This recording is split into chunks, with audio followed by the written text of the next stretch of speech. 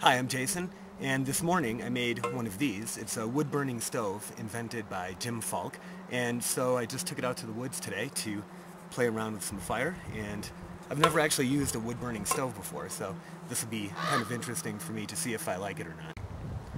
Okay, so to get the stove going, I'm going to take some tinder, which I'm just using pine needles and some stuff I found on the forest floor. I'm going to put that in the bottom, and then put a series of small twigs to help get the fire going.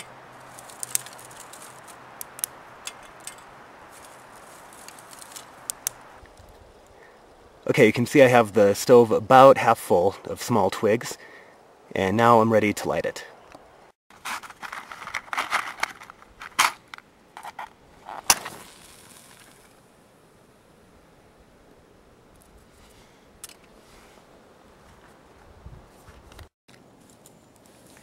Okay, I've got a pretty good fire going, so I'm going to go ahead and put my pot on.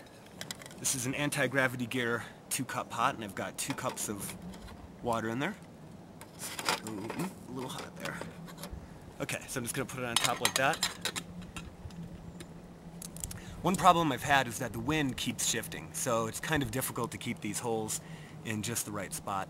So basically what I did was I put them in a direction where the wind is coming from the most. So just kind of playing the odds there. But I'll leave this on here. It should take about 8 minutes to bring 2 cups of water to a boil. So we'll see. And I'm just going to keep adding small pieces of wood in through the exhaust port back here to keep it going.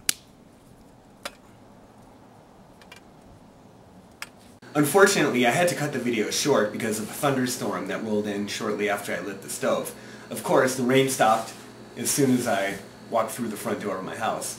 Anyway, I learned a few things about this stove and wood-burning stoves in general. I didn't get the water to boil. I think partially this was due to me being a novice with wood-burning stoves. Also, I think partially it was because I didn't really have enough time to give it a chance. So I'm definitely going to have to experiment a little bit more with this. The other thing I really neglected, and it's kind of a dumb mistake, is that there was a coating, a plastic coating, on the inside of this can that I didn't even see at first.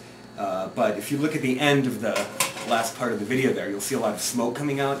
So this plastic was burning off and creating a really bad kind of chemical smell, also leaving a really weird deposit on the bottom of my pot. So I think next time I'm going to definitely make sure I have a can that doesn't have that coating on the inside of it. The other thing I wanted to show you that I didn't get a chance to before the rain started was this tube, which Jim Falk recommends using to stoke the stove. And what you do is you take the end of it and insert it into the intake holes of the stove and blow on it when the stove is first starting. This just helps the coals get hotter and really get the stove pumping.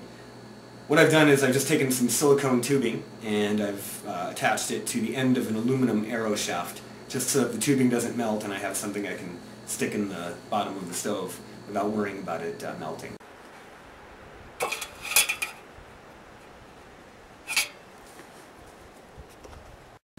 I'll probably cut this down. It's a little bit long. I just did it kind of today on the fly, so I think later I'll probably cut this down to about there. That's all you need really to get it to keep from melting.